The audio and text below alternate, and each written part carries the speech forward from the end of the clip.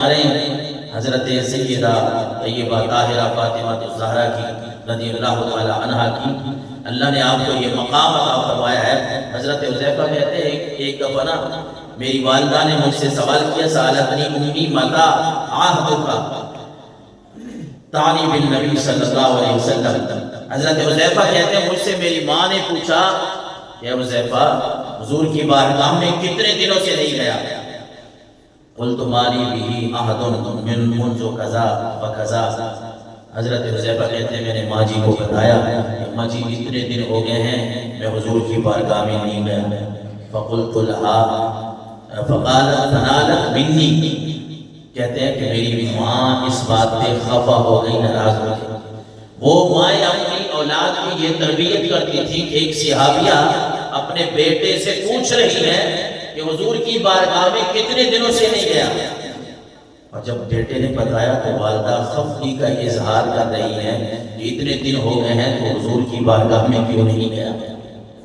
کیوں نہیں گیا حضور کی بارگاہ میں۔ ان کی ساری شب و روز کی جو محنت ہوتی تھی نا وہ یہی ہوتی تھی کہ کسی طرح ہم بھی اور ہماری اولاد بھی حضور کی بارگاہ میں بیٹھے اور حضور سے باتیں سنیں۔ حضرت حذیفہ کہتے ہیں میں نے اپنی والدہ کو کہا تعینی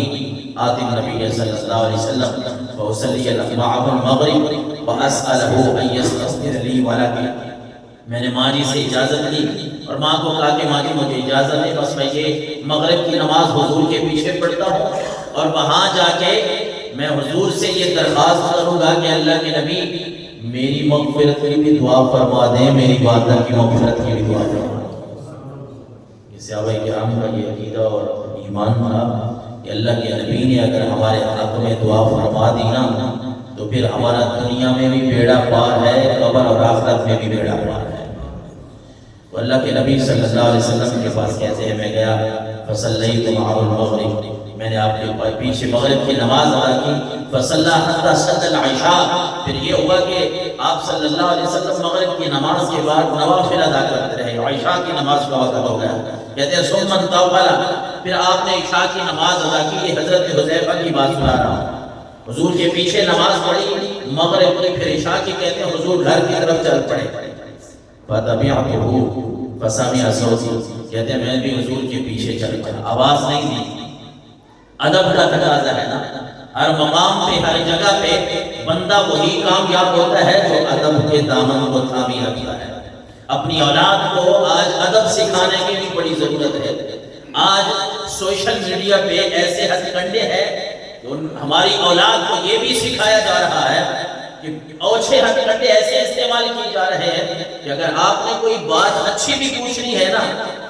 اچھی بات بھی کرنی ہے، لیکن انداز جو ہے وہ بے ادبی والا اپنانا ہے۔ چند ایسے اپنے آپ کو نام نہاد سکالر کہنے والے بیٹھے ہیں جنہوں نے ہماری اولاد کو، ہمارے نوجوانوں کو یہ سکھایا ہے بات تو اچھی ہے، اچھی کرنی چاہیے، اچھی بات پوچھنی چاہیے، پوچھنے سے کون منع کرتا ہے؟ آپ پوچھیں جو بات آپ کو سمجھ نہیں آتی، پوچھنی ہی ہے، آپ نے پڑھنی ہی ہے، لیکن اس کا یہ مطلب نہیں ہے کہ ادب کا دامن چھوڑ دیں اور پھر انداز ایسا اپنایا جائے کہ سراسر جو ہے وہ ہمیں نظر آئے کہ یہ بے ادبی ہو رہی ہے۔ اور یاد رکھیے گا کہ بندے کے پاس علم ہو اور ادب نہ ہو تو وہ علم کبھی بھی فائدہ مند نہیں ہوگا۔ تو حضرت حذیفہ حضور کیوں ملنے کے لیے آئے ہیں؟ حضور نے نماز پڑھی ہے، عشاء کی نماز پڑھانے کے بعد آپ تشریف لے کے جا رہے ہیں، لیکن حذیفہ میں یہ جرت نہیں ہے کہ آواز دے کے کہہ دے کہ حضور میں آپ کو ملنے آیا ہوں، نہیں، پیچھے چل پڑے۔ حدیث کے الفاظ ہے کہ پیچھے چل پڑے۔ فسمع صوتی، حضرت حذیفہ کہتے ہیں حضور نے میری آواز سنی، قدموں کی آہٹ سنی تو خود ہی فرمایا، پیچھے حضور نے نہیں دیکھا، آپ نے فرمایا من ھذا، کون ہے؟ پھر خود ہی جواب دیا حذیفہ کو، اے حذیفہ آپ آ رہے ہیں؟ تو حضرت حذیفہ کہتے ہیں نعم، ہاں یا رسول اللہ میں ہی آپ کی بارگاہ میں حاضر ہونے کے لیے آیا تھا۔ حضور علیہ السلام نے پھر سوال پوچھا، ما حاجتک، کیا کام آئے ہو؟ حذیفہ کہتے ہیں میں نے ابھی اپنا سوال رکھا نہیں تھا، والدہ کو کہہ کے آیا تھا حضور سے اپنی بخشش کی بھی دعا کرواؤں گا، تیری بخشش کی بھی دعا کرواؤں گا۔ حضور کی بارگاہ میں تو پہنچ چکا، کہتے ہیں ابھی سوال نہیں کیا، زبان پہ وہ سوال نہیں آیا، کوئی بات ابھی جاری نہیں ہوئی، حضور نے خود ہی پوچھ لیا اے حذیفہ کیوں آئے ہو، کیا کام ہے؟ حذیفہ کہتے ہیں ابھی میں نے جواب نہیں دیا تھا، اللہ کے نبی نے میرے دل کی بات کو جان بھی لیا، اس کا جواب بھی عطا فرما دیا۔ فرمایا غفر اللہ لک ولأمک، میں جو سوال ابھی میں نے کرنا تھا کہ اللہ کے نبی میں اپنی بخشش کے لیے، والدہ کی بخشش کے لیے دعا کروانے آیا ہوں، اللہ کے نبی نے پہلے بھی فرما دیا غفر اللہ لک ولأمک، اے حذیفہ جا اللہ تیری بھی بخشش فرمایا، تیری والدہ کی بھی بخشش۔ اور ساتھ فرمایا اے حذیفہ ایک بات سنتا جا، ان ھذا ملک، یہ ایک فرشتہ آیا ہے، فرشتہ لم ینزل الارض قط، یہ زمین پہ کبھی بھی نہیں آیا، آج پہلی ہی دفعہ یہ فرشتہ آسمان سے زمین کی طرف آیا ہے۔ اور آنے کی وجہ کیا ہے؟ استأذن ربہ ان یسلم علیہ،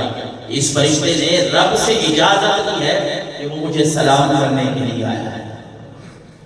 آسمان کے اوپر بھی فرشتے سلام کرتے ہیں اللہ کے نبی کو، لیکن کبھی کبھی یہ بھی ہوتا ہے، آج تو آپ کو سکھایا جا رہا ہے کہ آپ یہاں بیٹھ کے درود پڑھیں گے نا تو پتہ نہیں اللہ کے نبی آپ کا سنتے ہیں کہ نہیں۔ میں آپ کو یہ بتاؤں کہ فرشتوں کا کیا معمول تھا، آسمانوں کے اوپر تو وہ درود پڑھتے ہی ہیں، سلام اللہ کے نبی پہ پڑھتے ہی ہیں، کبھی کبھی یہ بھی ہوتا ہے کہ فرشتے رب سے اجازت لے کے نبی کی بارگاہ میں زمین پہ درود و سلام بھیجتے ہیں۔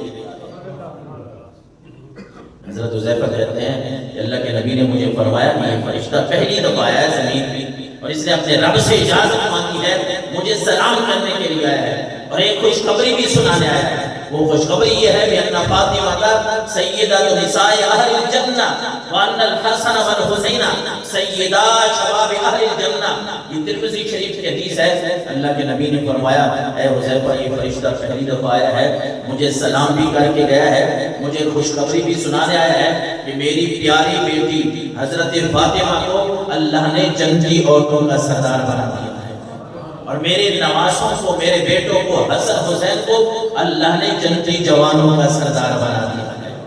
حضرت سیدہ طیبہ طاہرہ کی یہ خصوصیت ہے کہ فرشتے آسمان سے آ کے اللہ کے نبی کو یہ خوشخبری سنا کے جائیں کہ اے اللہ کے نبی یہ آپ کی بیٹی جنتی عورتوں کی سردار ہوگی۔ اس لیے ان کے لیے کوئی بھی ایسا لفظ جو ان کے لیے نامناسب ہو، حضور کے سارے گھر والوں کے لیے میں آپ کو نصیحت کروں گا، حضور کے لیے بھی، حضور کے سارے گھر والوں کے لیے، ازواج مطہرات کے لیے، صحابہ کرام کے لیے، صحابیات کے لیے کوئی بھی لفظ اپنی زبان پہ ایسا ہرگز نہ لائے کبھی بھی